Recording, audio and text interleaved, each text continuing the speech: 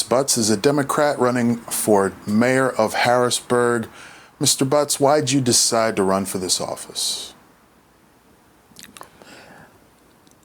Well, after time and when things don't improve, when you live in a city for all your life and you've studied your city, and other individuals, other parties have come in, and the improvements haven't been progressive enough to stay off the decline in education for our children, to eradicate homelessness. These are things that should be solved with a population of 50,000 in the capital city. I just don't feel as though individuals have the wherewithal to solve the problems and come up with solutions that are adequate to keep prosperity and keep our population at peace. We have to find a balance. We have to have a plan, and we have to have a theme, something that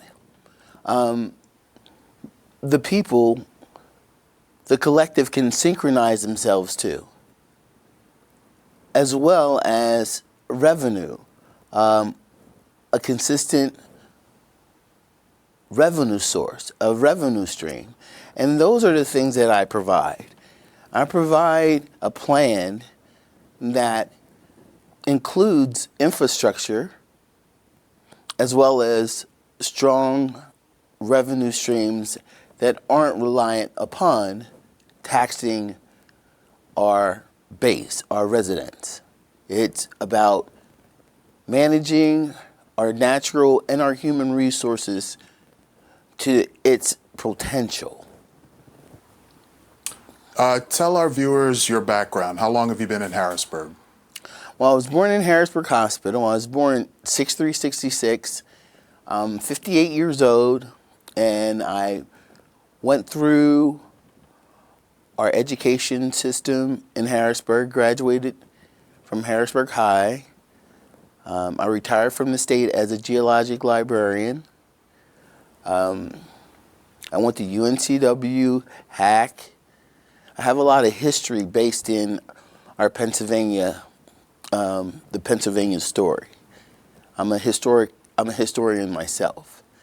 I put the Camp Curtin United Methodist Church on the National Registry because that was the church built in memorial to winning the Civil War by the orphans of the Union.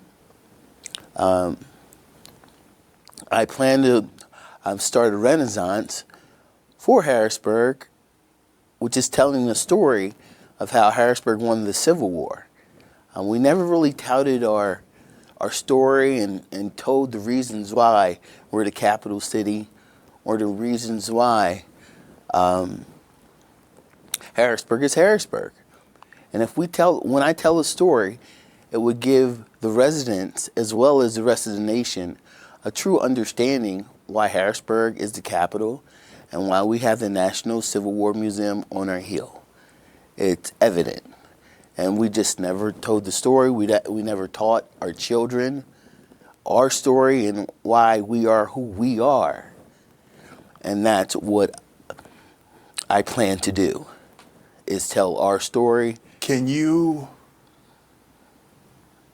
just give us a little bit more information? You said you worked for the state as a geologic fill in the blank there. And what does that job do? As a librarian, to where there were 20 geologists that I managed their library for DCNR Topo Geo. And you say you're retired now? Oh yeah, I'm retired. I'm doing some lobbying and working at changing our legislation, some of the laws, because I am a Harrisburgonian, and one of our advantages is that if we train properly, we know how to introduce bills and walk them through to laws. That's one of our advantages of having a location in Harrisburg, is that we can walk up the steps at any given time and fight for what we feel is right, we deserve. And so that is one of our advantages, and I'm going to instill that in our schools so we can learn, our children can learn how to lobby for the things that they need. Now, this is not the first time you've run for this office. How many times have you run, and what's different this time? I've ran 3 times. I got out the race to support another candidate. I got out the race to support Wanda Williams. At that point, I didn't want to go back and forth with her regarding, I wanted to unify and work on her team. This is the 4th time I'm running, and what I've learned, the difference in the personalities of my competitors, as well as what hasn't changed since I campaigned against Pappenfuss, Linda Thompson, those other mayors I actually went against, and I can tell the difference between people who are committed to the change and then people who run on without a plan. And the result is no progressive movement for the community at large. I still am presenting stuff, the infrastructure that will change prosperity for the people. The other candidates, if they don't instill the proper infrastructure, we will not make progress. You won't make any progress if you elect someone that doesn't have a plan, that doesn't fit the natural and the human resources of the location. It just won't work. Talk about. And it hasn't. And it hasn't worked. I mean, we say, oh, we need people of experience, but if you're there for 30 years and nothing's changed, what has the experience done? If you have 40 years of accounting, but if you don't have any revenue, what are you accounting? If you have 0 revenue, then what are you managing? It really doesn't matter about experience. It matters about what you do when you are in the seat.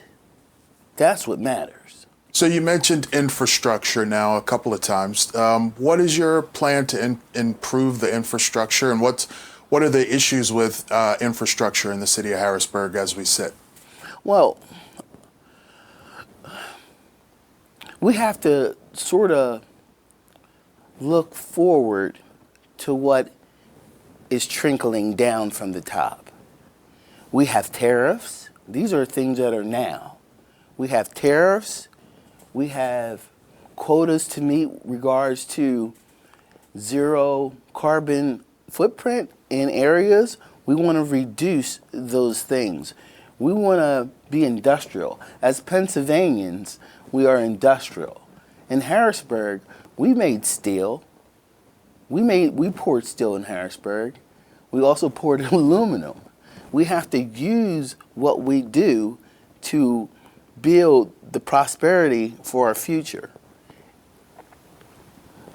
The Susquehanna River and hydropower is one of the hydropower in Pennsylvania is one of the least used renewable energy sources that we have. We need to use more hydropower, and I'm lobbying for Harrisburg to be a poster child for hydropower in Pennsylvania. This will allow us to have a grid, an electric grid, and reduce the cost of electricity so we can subsidize some of those costs that are affixed to retired residents who have a fixed income. We can eliminate their electric bill so they'll have more money. We can create our own power to where revenue will be produced to balance out residents' taxation, the taxing of the residents. We used to have the incinerator. That was a revenue builder. That was an engine for revenue. We used to have parking. Parking was a promise, but since the state employees went home and worked from home, the parking isn't as lucrative as predicted before. So we still need a consistent revenue stream. Fortunately, we have the Susquehanna River. I have an idea, I have a plan that we can create over $275 million just off the river running. Our budget is $75 million. So we would have $200 extra million annually to do our roads, to help our schools, to help our blight, and to restructure our housing population, things of that nature. The Susquehanna is it's unyielding. It's something that is a force that is unyielding. We have to rely on God's precious gift, and we have to harness the Susquehanna River so that we can live. And are you talking about bringing manufacturing back as well? You mentioned steel, you mentioned aluminum. Is that part of your plan as well? I plan to bring agriculture back. Pennsylvania is, our industry is number one in agriculture. We have 140 acres. McCormick's Island is 140 acres. And in the 1940s, since I'm such a historian, in the 1940s, it was our cash crop. We can go back to that. We can work with the Amish and Mennonites to teach our children. We have the farm show right here that we can teach our children how to farm and add it to the curriculum. We must be industrial. The Amish and Mennonite, they make their own clothes. Okay, let's use some of those different ideas of our culture. We don't want to disenfranchise ourselves from our industry in Pennsylvania. We want to tout who and what we are in Pennsylvania. We want to make sure that we know that we've always been strong regards to industry and agriculture. If we want to reduce our costs, if they're saying there's tariffs, then we must raise our crops. We must do what we do efficiently and accurately. There's no problem with standing up and pulling ourselves up by our own bootstraps like we've always done as Pennsylvanians. And I want to show that example and that posture in the capital city. And I want to use all our natural and all our human resources to the best of our potential. That's all that I want to do. I want to put the homeless on a track for self-improvement and really hold their hand all the way through. We have to do some brotherly love. We have to practice the principles in which we say that we live by. And that's what I stand for.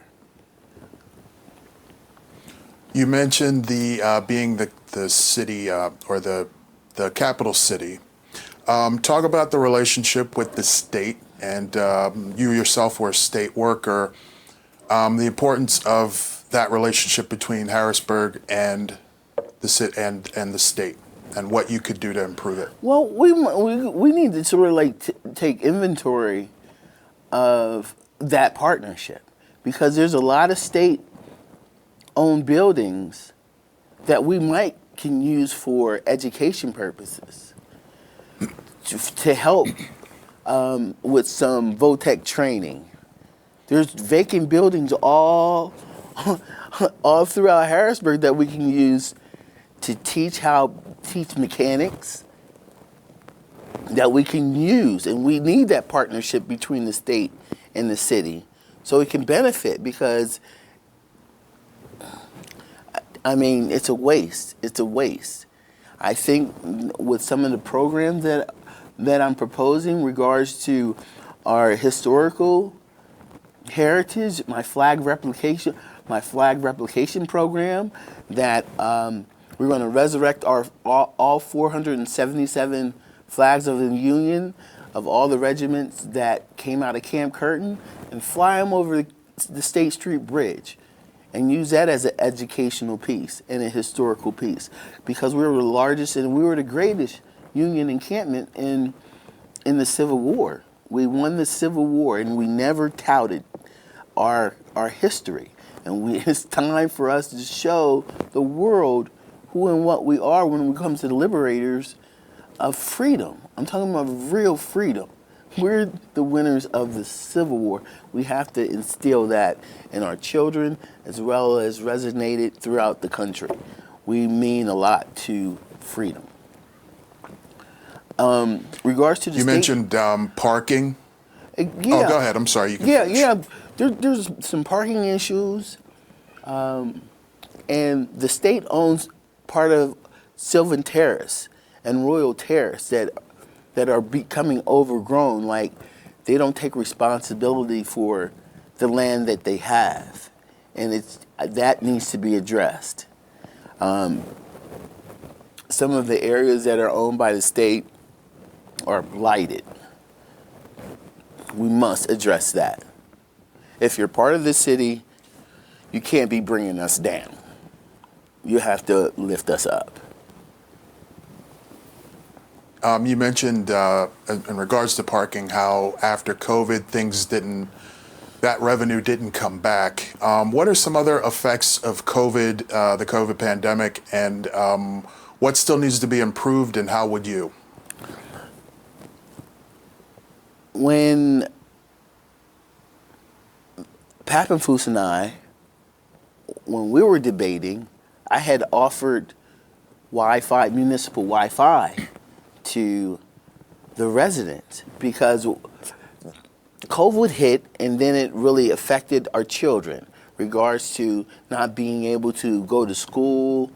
And when I proposed the Wi-Fi, I proposed it to support our school system, the municipal Wi-Fi to help, and that still needs to be done, because we may have another pandemic and our children would lack another 2 years back if we don't have a municipal Wi-Fi system to where they won't lose any time in school. They can stay connected. Harrisburg has a big connectivity issue. We don't have a newspaper. We don't have a real informative radio station that really spews out information, updates of what's going on. And we don't have a television station. We have one, but the administration doesn't use it. That should constantly have stories, should constantly be informing people of what's to come, that should constantly awarding children the time to talk about some of their accomplishments, to really make our community come together. And with the present administration, as well as administrations of the past, they've been derelict in the communication bracket. We need to build our communication with our people so that we can stay in sync. It's vital that a community has communication, and we don't have it here in Harrisburg, and it is an atrocity. So I want to reestablish some communication so that the children can learn how to be news reporters, so they can learn how to be editors, so they can learn how to be photographers, so they can have the base, give them access to the equipment so they can do it themselves. It's a lack of opportunity for the children to live to their potential. And that's where the rubber meets the road. What's the mayor's role in education, and what is the current state of education in Harrisburg? Well, if the mayor cares, there has to be accessibility and facilitate anything a child would want to be in your city. I'm proposing a Harrisburg International Aquarium to open up jobs as well as open up the sciences to our citizenry as well as visitors, and really bring a new dynamic of education to Harrisburg. You had mentioned before the state and their responsibilities. Well, the state has education modules K through 12 in a lot of the different departments that we don't access. We don't offer to our students or our teachers as educational aids. DCNR has K through 12 education modules. So does DEP, Department of Agriculture. All these different departments have education modules that we don't use, and it's available. So as mayor, I would bridge those gaps, make sure the things that we have access to that help in our education can be reached to the schools. I think it's unfortunate that our school district, we have 50,000 people. That's not a lot of people. It's weird that we have a school board and we have a city council just for 50,000 people. It's like a lot of bureaucracy for just a little village. I think if we combine so we can work together and close the gap and not treat the children like they're another whole different population of 20, and they're really not. It's just a little bit of kids.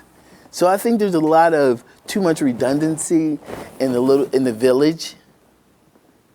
I think there's too much redundancy in regards to bureaucracy and administration for a little bit of people. I think we need to come together and really simplify the collective and make it really simple.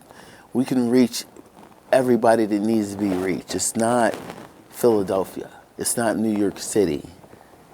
It's not even it's not even as big as Lancaster. Well, we need to bring it in, bring everybody in the house, count heads, meet their needs. It's not a lot of people.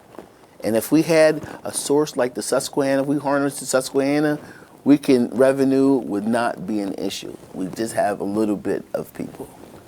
It wouldn't be any. Is there a policing problem in Harrisburg right now? And what would you do as mayor? What would your role be to improve it? Well, I propose to put a Harrisburg Police Academy, a Harrisburg Fire Academy, and a River Rescue Patrol. And I wanted to put it in McDevitt, but I could actually put it in one of the state buildings to where there would be a police academy for the school district. And we would bring them up through the ranks from grade 6. And by the time they graduate high school, they would be ready to go to HAC or the state troopers or different programs. But I want to develop and nurture and build my own police department, fire department, as well as the river patrol from the collective, from my own people. So then people would know, and then we'll go back to officer friendly, where people knows who are going to be officers by the time they're in 11th grade.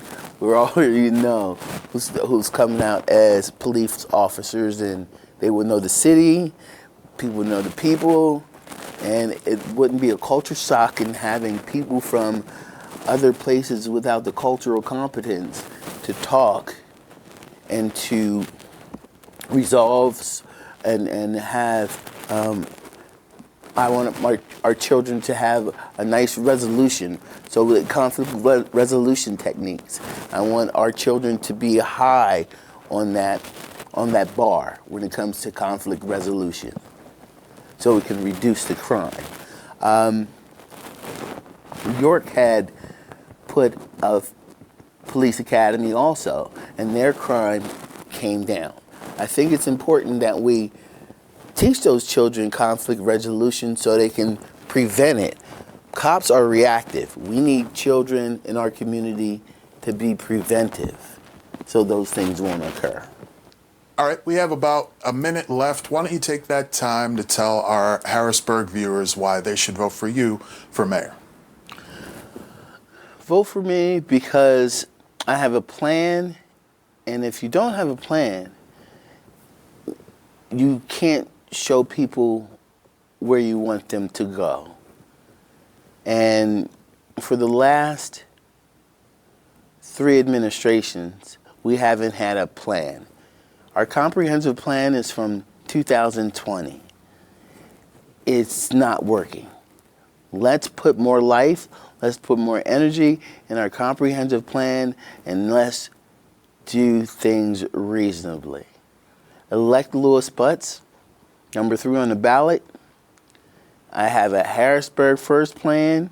Let's create a renaissance that brings tourism and economy back to our city. Thank you. Louis Butts, Democrat for mayor of Harrisburg, thank you so much. Will do.